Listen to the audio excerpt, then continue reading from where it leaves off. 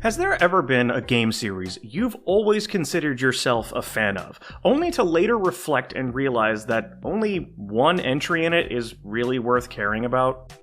Well, recently, I had that realization with Dead to Rights, a collection of action games featuring a cop and his dog that many under the age of 25 probably haven't heard of.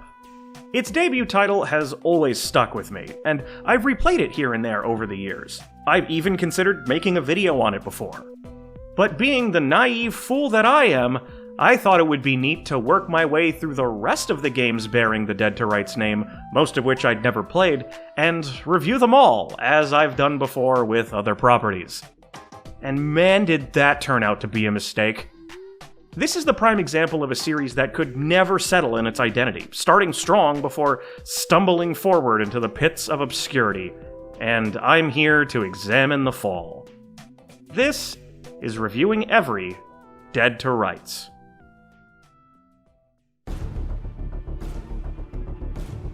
The first Dead to Rights released in 2002, only on Xbox originally. I became aware of it the same way I learned of many games as a kid, through this random TV commercial I happened to catch. For anyone who hasn't played it, it's easy to look at this gameplay, see the dual-wielding and slow-motion dives, and dismiss it as a Max Payne clone, but it actually brings a lot of its own ideas to the table. Sure, it's not a seamless combination, but like I've stated in the past, a game with higher aspirations is inherently more interesting than one that plays it safe, and I think Dead to Rights largely comes together even today. I wouldn't place it as the greatest action title of all time or anything, but I would consider it an underrated gem in the 6th Generations library. Dead to Rights tells the story of Jack Slate, a police officer working in Grant City, the hardest place on Earth. Basically a cesspool of crime and corruption. One night, while patrolling with his loyal canine partner Shadow, Jack responds to a shots fired call, only to discover the body of his own father. Blinded by revenge, he ends up going after whom he sees as the obvious suspect, only to be framed for his murder. Figuring out who set him up leads Jack to untangling a complicated conspiracy of greed and blackmail, and this narrative is actually pretty engaging. There is a real effort to weave an interesting story here. It can be kind of goofy and convoluted at times, and the bad guys are obvious from the moment you see them, but you're still invested in the how and why of it all. I'd argue there are too many characters, which results in many of them being thrown aside as quickly as they're introduced, but you'll at least understand everyone's role in what's going on. It's a gratifying noir-esque detective story. When my father learned the truth, he had to be killed. That left me as the odd man out. Jack's an easy guy to root for, and a good deal of that charisma comes from his delivery. Jack is voiced by Chris Bruno, an actor best known as Sheriff Walt in the Dead Zone TV series, and his voice is perfect for this kind of role. They say it's always darkest before the dawn. It was pitch black by the time I got back to the Bay Bell. I was battered and bruised, but I wasn't quite done yet. As far as I can tell, Dead to Rights is the only video game he ever contributed to, and that's a shame, because I think he'd do well as a voice actor. The other performances are a bit all over the place. The main players in the story deliver their lines well, though some of the bit parts are cheesy in a way that seems out of place. When one guy in a scene sounds normal, and another is doing a bad Christopher Walken impression, it kinda stands out. Officer Slade, what brings you out on a night like tonight? You wanna join us? $100 ante? Or is that too rich for your cop salary? There are a bunch of gameplay systems going on here. We've got gunplay, we've got hand-to-hand, we've got minigames, we've got dog. If there's one thing Dead to Rights isn't lacking, it's ambition.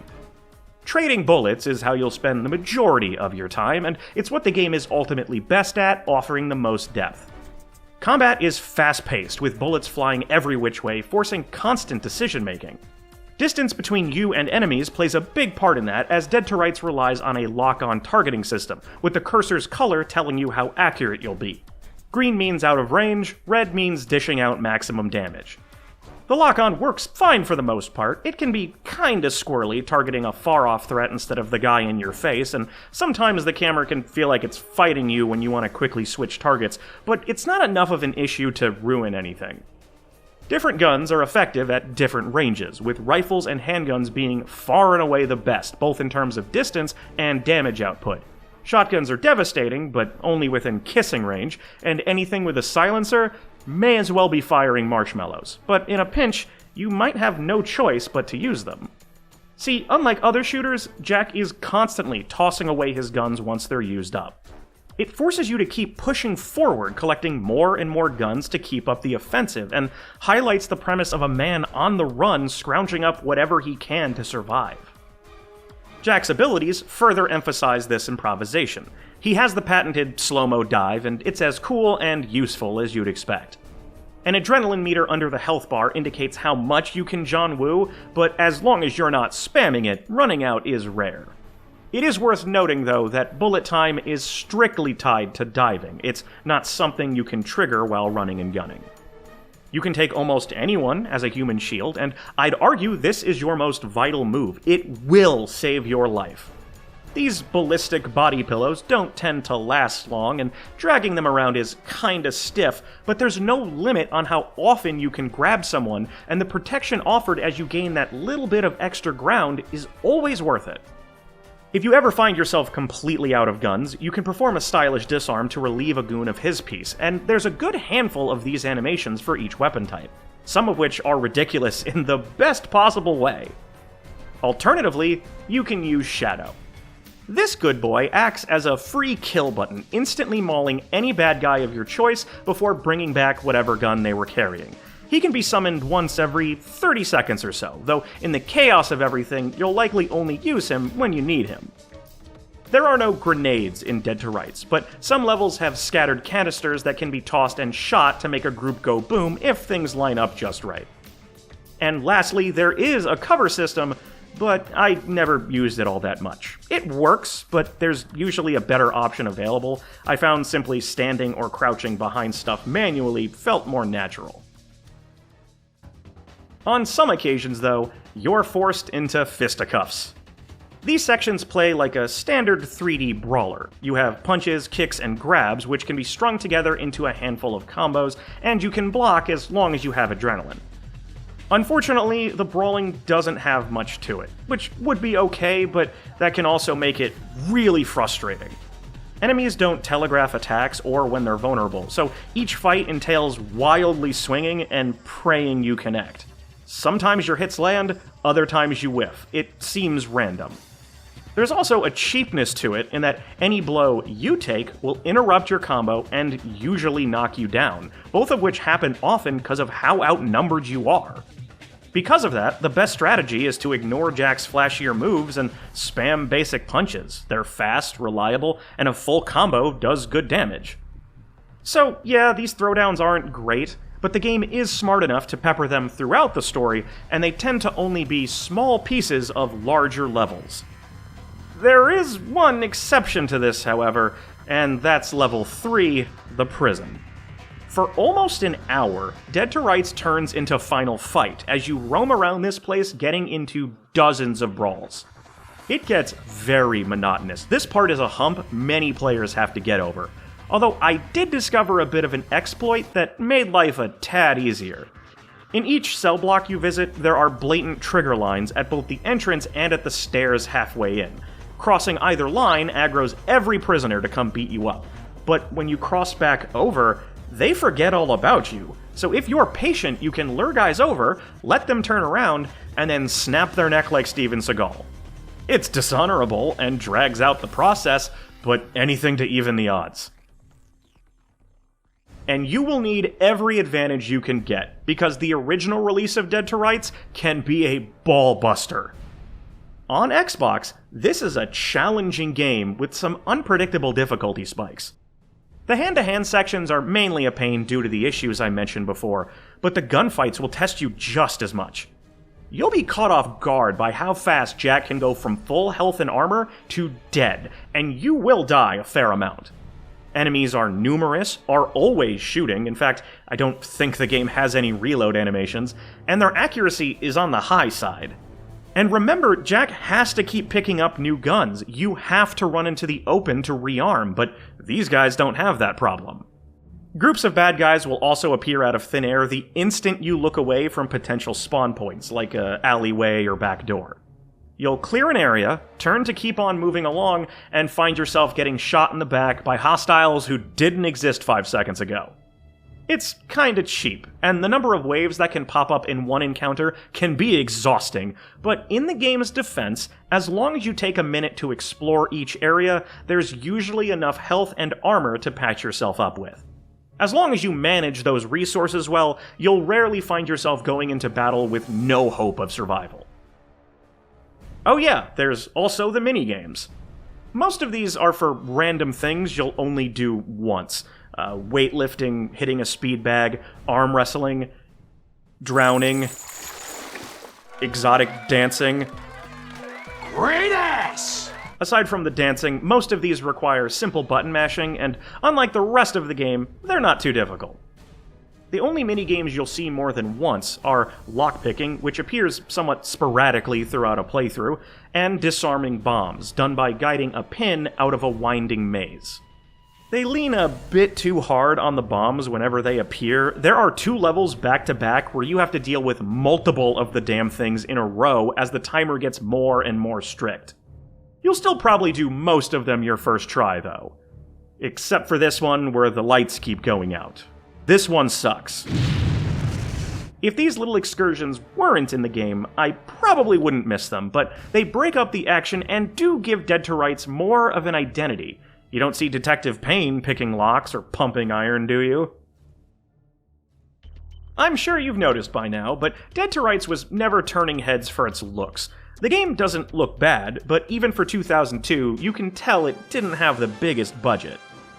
Where you really see corners being cut is in the level design. The story conveniently has you revisit a few locations, allowing entire areas to be recycled, but what really stands out is the padding, especially since Dead to Rights only takes 7 or 8 hours to finish.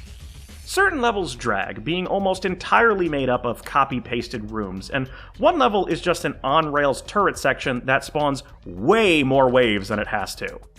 It's not a deal-breaker, I understand wanting to provide more value, but I definitely found myself groaning out loud when I went through a loading door only to see the same layout I had just murdered my way through 2 or 3 times.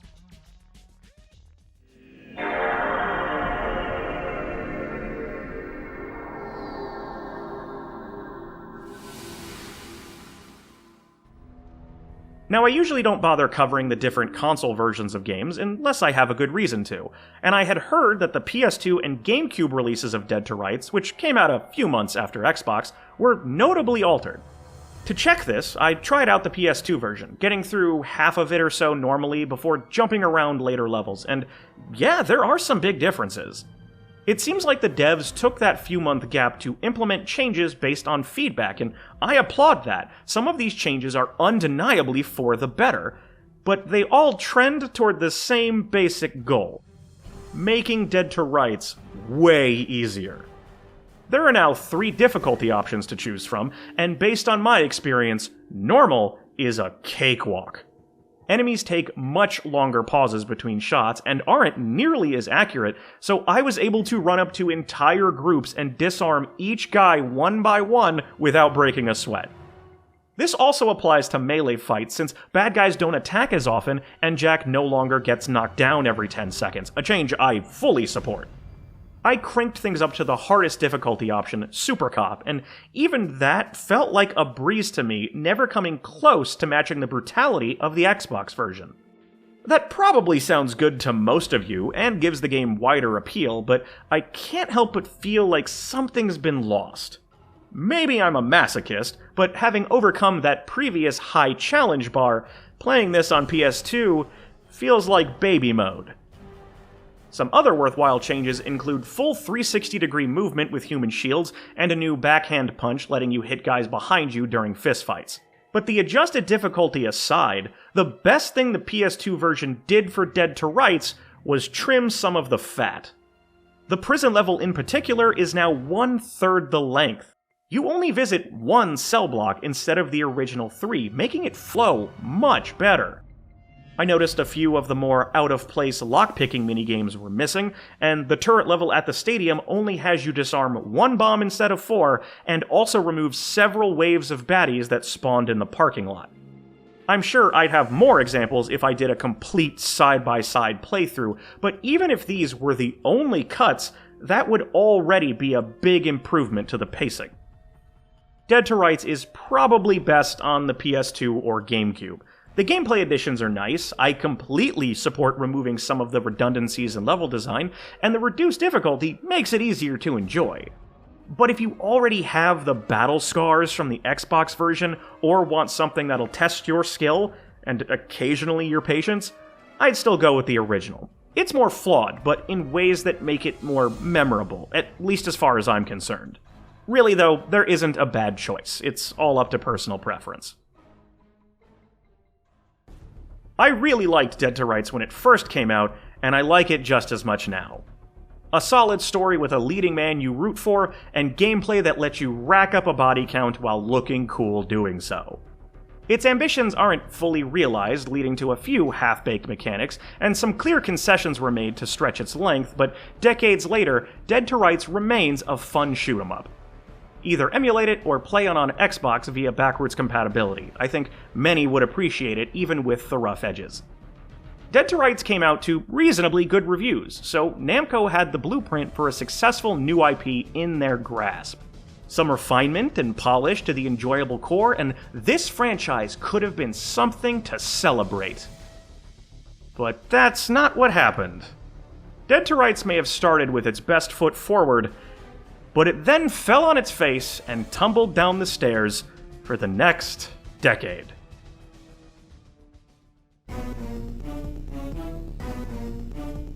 This is karmic justice for skipping Max Payne on GBA. So this doesn't happen anymore, but from the late 90s to the mid-2010s, it was common for publishers to put their games on every system available. Makes sense, right? The wider the reach, the wider the returns. So whenever a franchise saw a big console release, it was standard practice for it to have a portable counterpart that came out around the same time, typically developed by an entirely different studio. Tony Hawk on Game Boy, Call of Duty on the DS. You'd see this kind of stuff all the time. And unfortunately, someone decided that Dead to Rights needed the same treatment. Dead to Rights for Game Boy Advance came out in 2004, 2 years after its debut on Xbox, and let me make this clear from the get-go. This game is terrible. I didn't know the GBA was capable of this kind of misery, and I pity the parents or grandparents who ruin Christmas for their kids by unwittingly subjecting them to this piece of shit. Look, I think I'm a reasonable guy. I get that you can't cram this onto a cart that only holds megabytes of data. Things need to be scaled back. I understand that, but I know they could have done better than this. The beauty of GBA Dead to Rights is that I don't even have to explain why it sucks. I could just let the gameplay footage play uninterrupted for a minute and move on. Anyone with eyes can tell this is awful. The story is an abridged retelling of the same basic plot using stills and text boxes. Plenty is cut out or rewritten, and none of it is for the better. In fact, some of the new dialogue, presumably changed to make it more family-friendly, is comically dumb. Like, what? The only meaningful thing I took away from this exposition is that pixelated Jackface looks like a thumb. Don't tell me you can't see it. Addressing the most obvious problem, the camera sucks. You play from a top-down perspective. Think Zombies Ate My Neighbors if it was garbage. The camera isn't centered on Jack, instead trying to vaguely keep him in frame, jarringly shifting around whenever you change direction. It's disorienting to the point of headache-inducing, and sometimes the camera decides to take a vacation and go completely off-screen.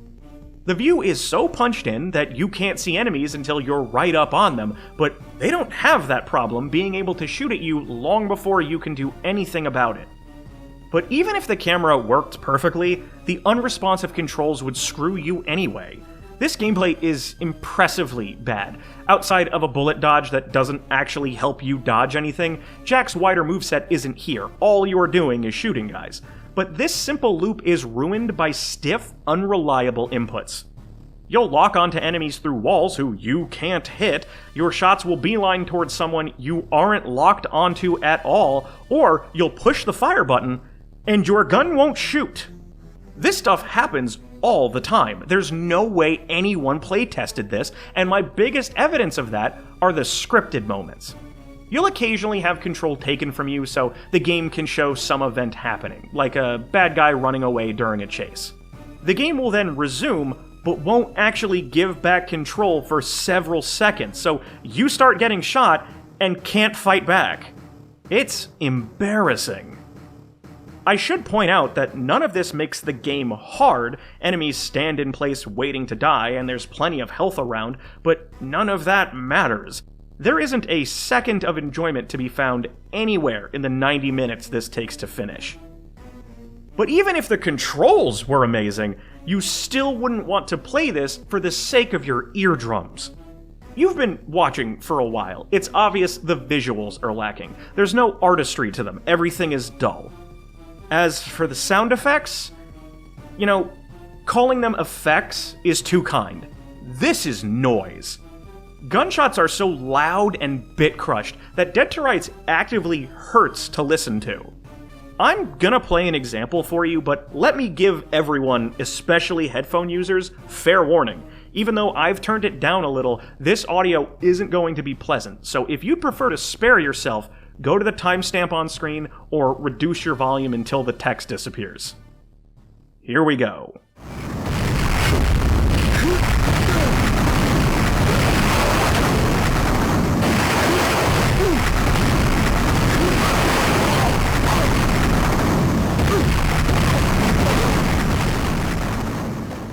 To the brave people who suffered through that, I salute you. Dead to Rights on GBA should not exist. Do not play it. It is a travesty of game design and is by far the worst title bearing the series name. It feels like a project slapped together in a month to capitalize on the modest popularity of the original Dead to Rights. But it wasn't. Oh, I'm sure it was rushed to market, but remember this interactive nightmare came out 2 full years after that game and half a year before the sequel, so what the hell was the point? A complete waste of time and resources. As for that sequel,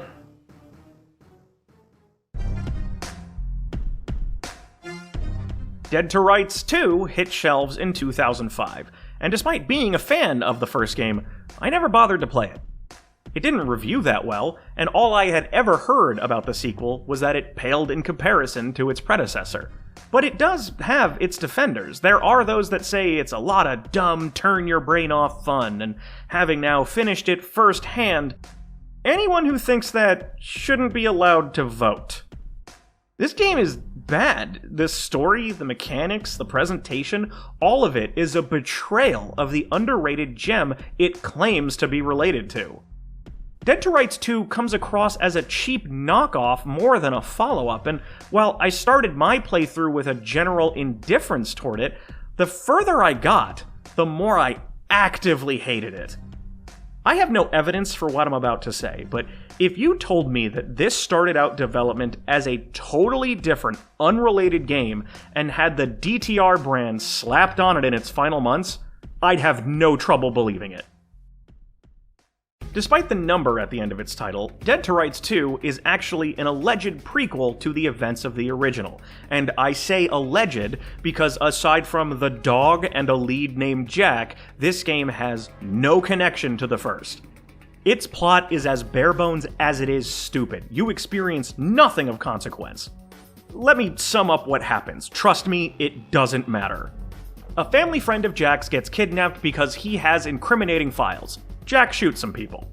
When saving that friend doesn't work out, Jack decides to track down the files, so he shoots more people. Jack brings along his stripper girlfriend, and she gets killed because Jack's an idiot, so he shoots even more people. And in the end, Jack loses the files and admits via narration that he accomplished absolutely nothing. You're welcome, I just saved you 4 hours. Now, I know what the defense of all this is. It's obvious the game is self-aware of its dumbness. That family friend you're trying to find is literally named MacGuffin. You can't get any more on the nose than that. It's not trying to be serious, instead going for a tongue-in-cheek acknowledgement and satire of action tropes. Jack's frequently referencing or directly quoting movies, him crashing into the start of almost every level is a running gag, and the villains go out of their way to celebrate how villainous they are. I understand what Dead to Rights 2 is trying to do, but I don't think it works. It all comes off less as a genuine celebration of absurdity and more a lazy excuse to not try. It's not done well enough to be funny or ironically cool, it's just lame. But even if this all somehow did work, the tone shift is wildly out of place. The compelling noir-esque narrative and likable protagonist from the first game have been swapped out for cringy parody and an angry meathead. Jack has lost all charm and charisma. He only has two speeds, cocky tough guy and brooding tough guy, and in either circumstance, he's a boring, unlikable dick. Who the fuck is there? Land Shark. I'm Jack Slate, bitch. And no, being younger does not explain or justify the character change at all. That's probably why the villains are so over-the-top evil. They have to be to make Jack look better by comparison. We're gonna torture your ass like we did the judge over there. He squealed like a pig and gave up all his precious files. What do you think about them apples, huh, boy? You know what I think? You assholes really need to shower.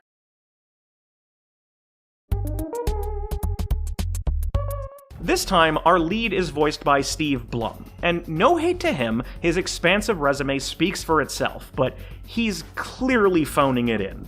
Blumming it up, if you will. You've heard this performance come out of dozens of other forgettable characters, and the Jack Slate that I knew deserved better. The gameplay you're seeing looks similar to the original on a base level. It has all the same mechanics, shooting, diving, disarms, hand-to-hand, etc., and with the new over-the-top vibe, you'd think the minute-to-minute action would complement that gung-ho power fantasy. But it doesn't. It does the opposite. Somehow, Dead to Rights 2 made almost every part of the formula worse, implementing changes that put more restrictions on what the player can do. I can't comprehend how this was the path chosen, but most of the issues boil down to the adrenaline meter. This time around, all of your abilities are tied to this meter. Slow-mo diving drains the meter. Human shield drains the meter. Calling on shadow drains the meter. And this damn thing is stingy. A single human shield, or having shadow attack one guy, will burn through it in about 10 seconds. The fun of the first Dead to Rights came from chaining all of your abilities together. It felt awesome to smoothly transition from one into the next, but you can't do that here. The meter refills at a snail's pace over time, but doing a disarm will instantly get it back to full. Okay, I can see the logic here. They made these changes to incentivize the use of that mechanic. You'd imagine a cycle of using up adrenaline to take down a few guys, disarming another to get it back, and repeating the process as you go. But no, this isn't possible. Once you've violently taken one guy's piece, you are unable to do the same to his buddies. They'll straight up shrug you off if you try. The game's weak-ass excuse for this is that seeing their friend get Chuck Norris puts everyone else on guard, but aren't you supposed to be the unstoppable badass Jack Slate? Why the hell would you gimp his super cop abilities like this? Because of these decisions, you spend most of your time just mindlessly running and gunning, and that also feels worse. I'm not quite sure how you make using guns unfun in a shooter, but here's a prime example. Every weapon lacks impact, their max ammo counts, fire rates, and range have all been cut in half, and everything is less responsive overall. Plenty of times I ran up to a guy to grab or disarm him, hoping it would work, and it would take a full second for my input to register. Thankfully, the enemies you're facing tend to be dumber than a bag of rocks, so these failures in responsiveness don't usually get you killed. That's not to say I didn't die a fair amount playing through Dead to Rights 2, but this wasn't really due to difficulty. A lot is thrown at you, but most deaths come from trying to play this game like the previous one, which it's not designed for. There is something else that screwed me over a good amount, though. Health and armor pickups are now more spread out, and you'll usually only find one or the other at a given time, which wouldn't be a big deal, except that armor no longer absorbs all damage, it only reduces it. So if you're one-shot and stumble upon a nice fresh set of Kevlar, you're still one-shot, so finding that body armor is a waste. You know what else is a waste? These brawling levels. The hand-to-hand combat in DTR1 wasn't great. It was arguably the weakest gameplay component, but it should have acted as a foundation. Something to be thought out, expanded upon, but instead, fights have been dumbed down further. There isn't any timing or strategy, it's just mindless flailing, button mashing until everyone is dead. They added melee weapons and disarms to go along with them, but they don't change anything. They do more damage, so they get the stupid slugging over with faster, that's it. The game doesn't even make the effort to come up with natural transitions to these levels. Dead to Rights at least attempted to justify times when no one was using guns, but here you just walk into a location after shooting dozens of people, and suddenly everyone has decided to audition for the UFC. These sections feel thrown in purely out of obligation. The first game had them, so it's a checkbox to mark off. And if you're wondering about those mini-games... My safe-cracking skills were for shit. I didn't have time for mini-games. So is there anything Dead to Rights 2 does to improve the gameplay? Technically, I guess? On paper? The targeting colors are reversed, so now green indicates best accuracy, and that makes sense. Most people associate that color with positive feedback, although it barely matters due to how cramped the levels are. Red targets drop just as fast most of the time, so the change is pretty pointless. Shadow has more of a presence. Whenever he's summoned, he physically runs over to his enemies instead of teleporting in out of nowhere, but you'll rarely use him since he burns through the meter. Throwables, like canisters and Molotovs, can be stored in your inventory for later use, but since the environments are now full of explosive barrels and cars, you never really need them. Jack can now roll over cover. It looks ridiculous, the animation is sped up in a very unnatural way, but once you've tumbled over an obstacle, you can then immediately transition that into a dive. That's actually useful, and is a combo you'll frequently do, so yeah, that is a good addition. And that's it. With that one exception, it's a bunch of redundancies that add little, if anything at all. Dead to Rights 2 is also remarkably bland to look at and listen to. The polygon count is technically higher, but there's no style to speak of. Its locations fall into typical crime settings of nightclub, biker bar, warehouses, casino, but none of them stand out thanks to their narrow scope. Most of your time is spent fighting through samey-looking hallways and alleys, so every level ends up blending together, and the recycling is so much more blatant. You'll blast your way through the same back-to-back copy-and-paste corridors, only to then have to play through the same exact corridors, but in reverse. It's shameless, lazy padding.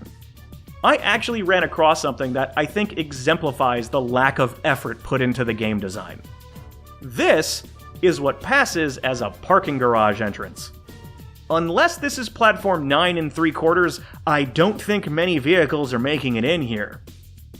Most gunshots are familiar stock sound effects, and all the background music consists of 10-second loops that are so forgettable, my brain quickly stopped realizing they were there. And once again, I have an example of how indifferent the devs were. You'll come across the occasional radio or jukebox playing their own looping tune in the environment, but instead of fading out the non-diegetic track, the game just plays both at the same time.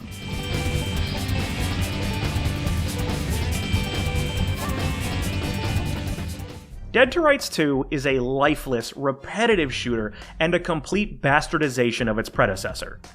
It tells a nothing story with an obnoxious protagonist and alters gameplay in ways that fundamentally ruin the power trip it seeks to provide. Dead to Rights had flaws, but it was obviously a title made with passion and ambition. But this sequel-prequel thing displays neither. But this version of Jack Slate isn't quite done yet. This foul-mouthed macho man might have made for a miserable console experience, but what if you could take him with you on the go?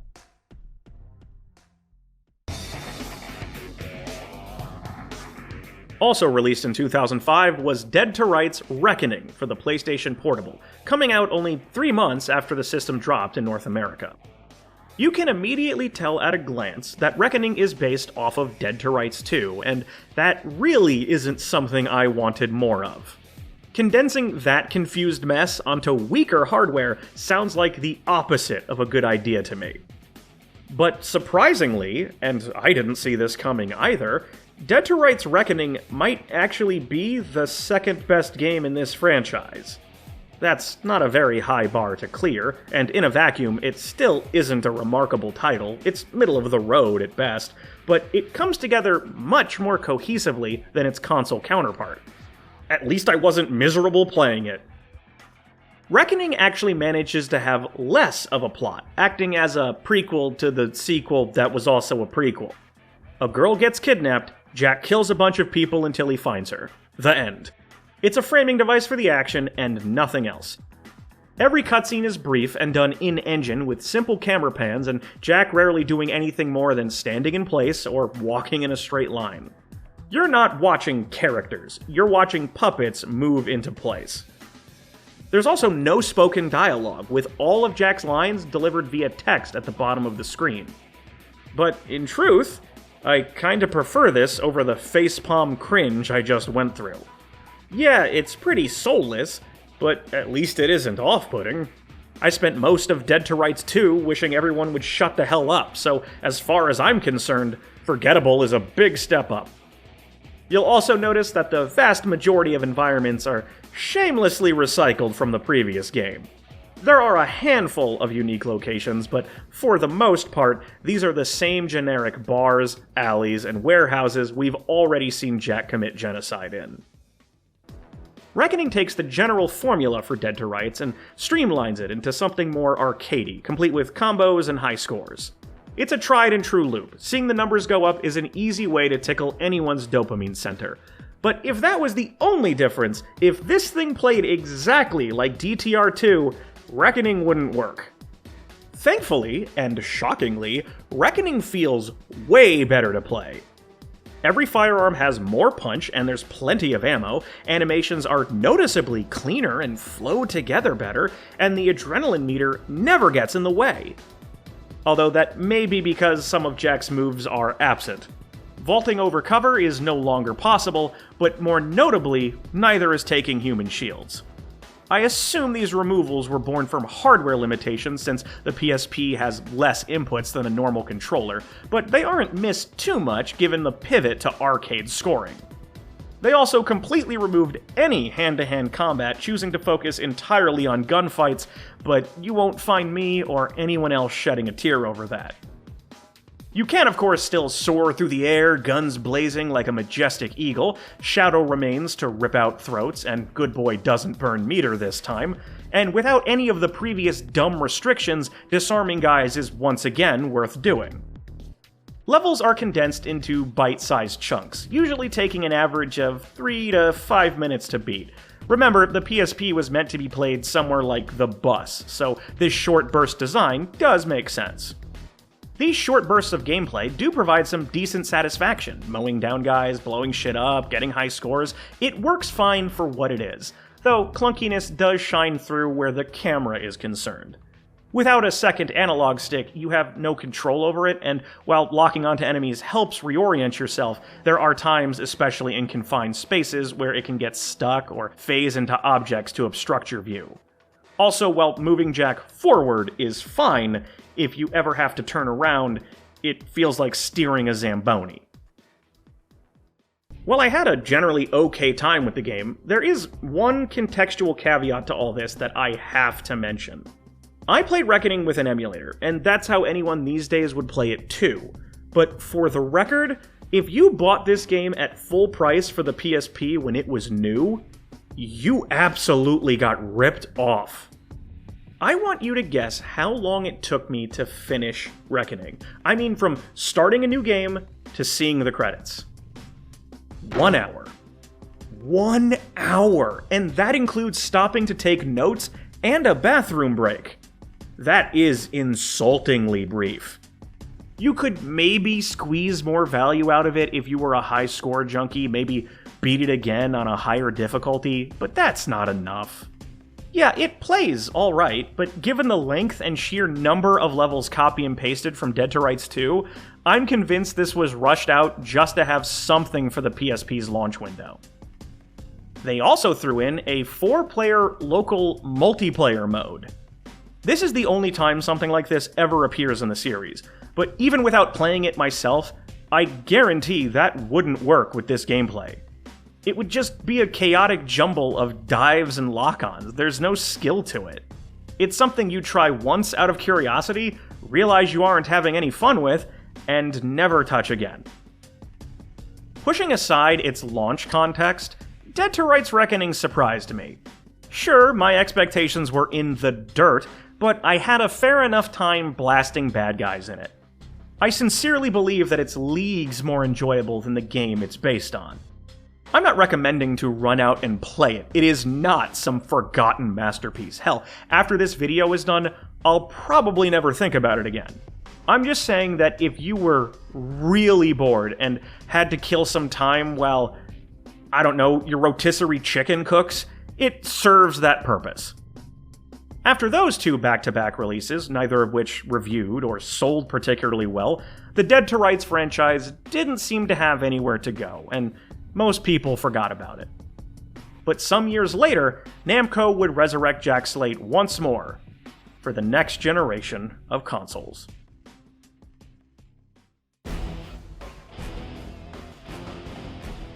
We have an IP with 2 mainline entries that vary wildly in style, tone, and quality.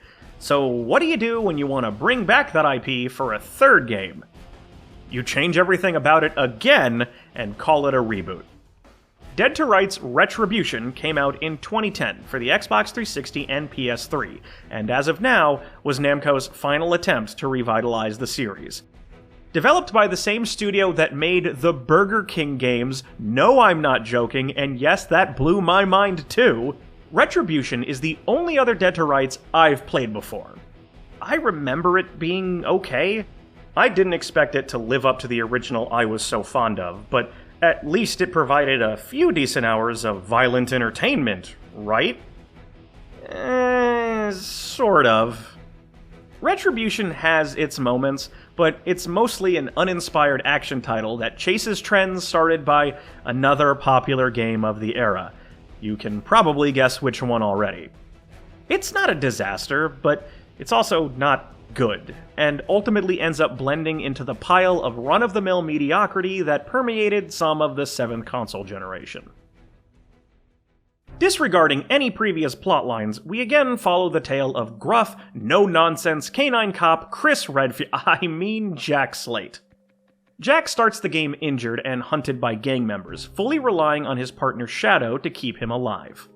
Seeking refuge in a bar, he meets with his EMT friend Faith, where he begins to tell her about the events that led him here.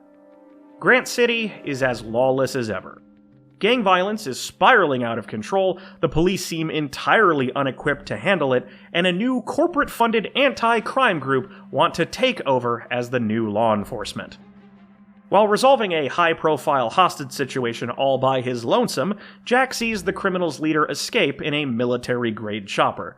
Suspecting there's more to the rise in gang activity than first thought, he and his father Frank begin to investigate.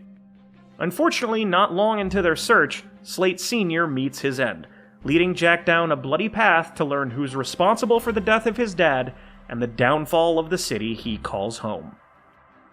As a reboot, the plot borrows some beats from the first Dead to Rights: the death of Jack's father, a female love interest that patches him up, a corrupt SWAT-like unit, but they just don't rehash everything. They do try to tell their own story. Unfortunately, that story is insanely predictable. Gee, I wonder if the sudden increase in terrorist attacks is in any way connected to the push to establish a shady anti-crime unit. You will almost certainly have all the answers figured out long before our ace detective does, but hey, at least there was an attempt, and the plot does set up a couple of fun set pieces. The characters you meet along the way aren't memorable either, falling into their expected archetypes and have little of interest going on beyond that. Although, I will always remember our main antagonist, Redwater. Not because he's a particularly great villain, but because he's voiced by the same actor who plays Squidward, and now that you know that, you will never unhear it. Gentlemen, we are fucking failing! Finally, after months of planning and preparation, the city signs us off, and we're fucking it up! Don't you two have any brains?! The game has a consistent, gritty, angry tone, and our hero fully exemplifies that. Jack almost always sounds pissed off, using his more gravelly voice to scream expletives at bad guys.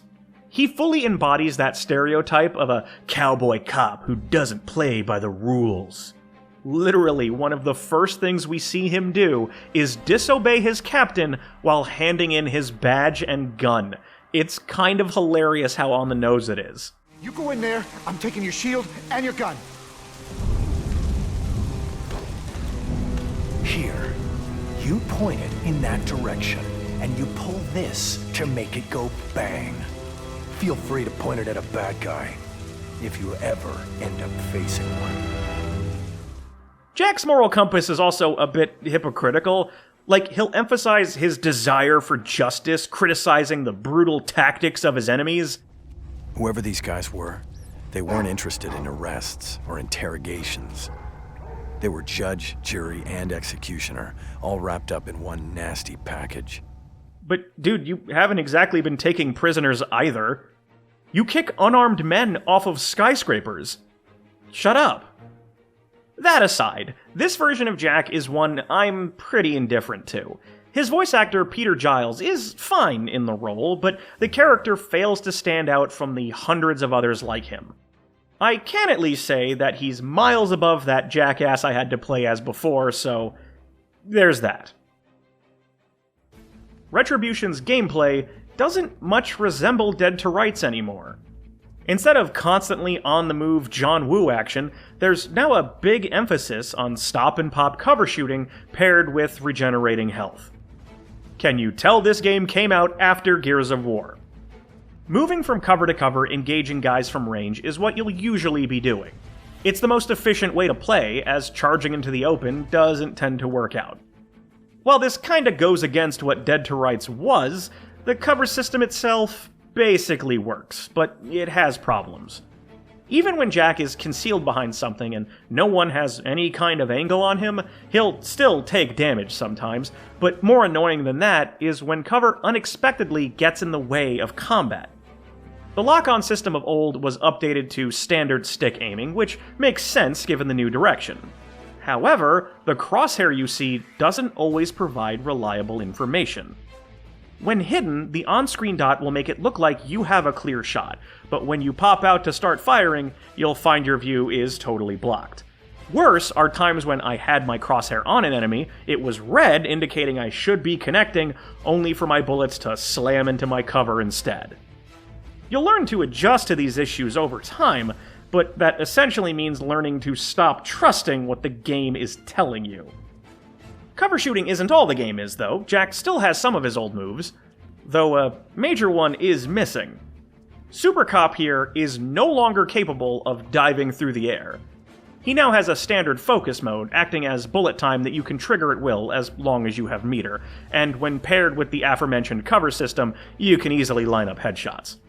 Slow motion murder is hard to screw up, and Retribution does it well enough, but it is odd that flinging yourself across a room to do so isn't an option anymore. Disarms are still possible, but I didn't find myself doing them very often. The over-the-top kill animations of old are replaced by a basic punch, take weapon, shoot man in face. It's a more practical way of doing it, but the lack of flair makes taking someone's gun significantly less engaging. But outside of that, you don't really need to disarm guys. You'd assume the opposite, since Jack now has a 2-weapon carry limit, but you can just keep picking up ammo for your favorites, so the disarms I did were usually accidents.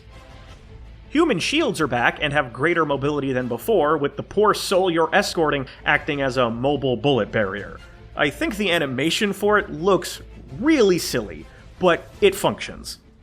Oddly though, when you're done with your hostage, you aren't able to execute them anymore. All you can do is kick him away, which doesn't usually finish him off. So you have to take a moment to double tap your former shield. Unless, of course, you're somewhere high up. In those cases, a firm boot to the ass can be a very effective way to quickly thin enemy numbers. Grab, kick man to his doom, repeat. It's a fun little loop. Hand-to-hand combat returns, and to give credit where it's due, it is more fleshed out. There's blocking, dodging, directional attacks, throws, guard breaks, and a reasonably extensive list of combos to perform. I respect the effort made here to add depth, but the expanded move list doesn't really end up making brawls any less button-mashy. It's still not really possible to read what your opponent will do or know if your hits are going to land, so you'll likely come to rely on a few basic guard breaker combos and stick with them until the end. On top of that, the reliance on regenerating health can turn these fights into a comedy sketch. If you start getting the crap beat out of you, you can simply disengage and run circles until you're back at full strength. Punch a guy enough times though, and you can perform a finishing move, and this is where the flashy kill animations live now. Most of these takedowns are entertaining thanks to how excessively brutal they are. Jack will break bones, snap a dude's neck not once, not twice, but 3 times for good measure, or he'll kneecap someone and make them beg for mercy before dumping rounds into their chest.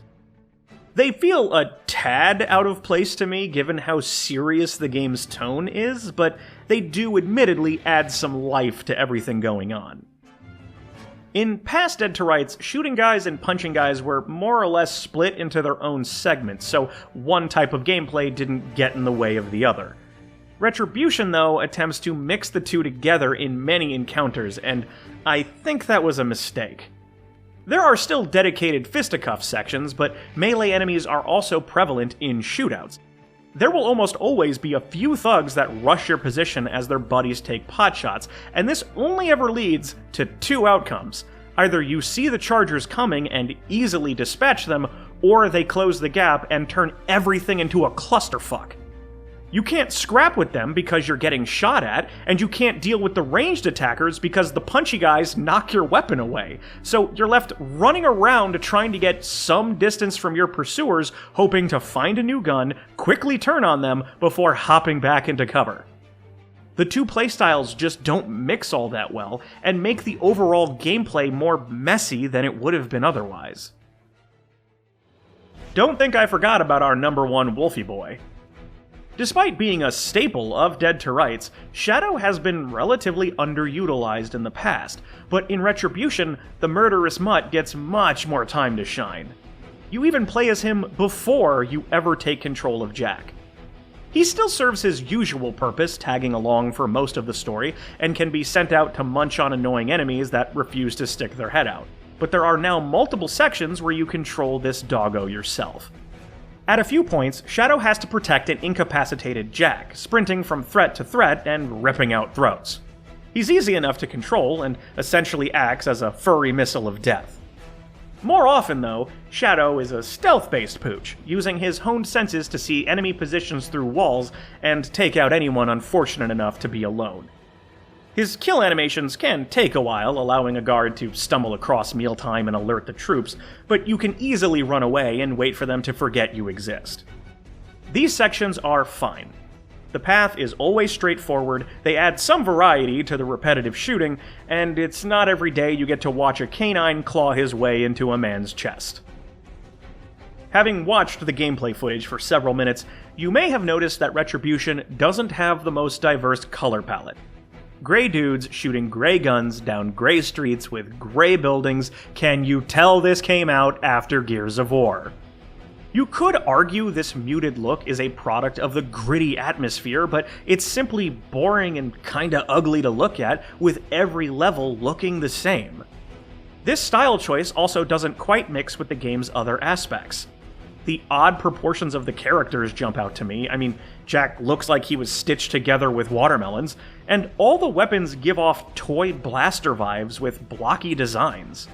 They're going for a futuristic sci-fi tech thing with many of them, but few look very practical. Aiming down sights with these guns would block half of your view. And like many other pieces of Retribution, the voice acting and music do their job, but there's little about either that really stand out. Dead to Rights Retribution is nothing to write home about. It's competent, but unremarkable. The kind of title you'd rent for a weekend, have some okay fun with, and forget about by the next. And that's largely what the consensus was. You could do worse, but you could absolutely do better, leaving the Dead to Rights franchise to end not with a triumphant bang, but a passable whimper.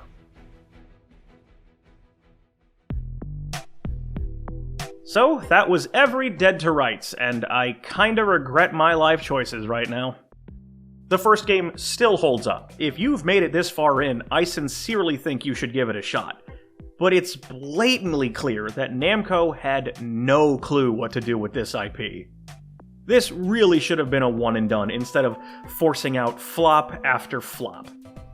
But I'm out of things to talk about, so I'll ask you.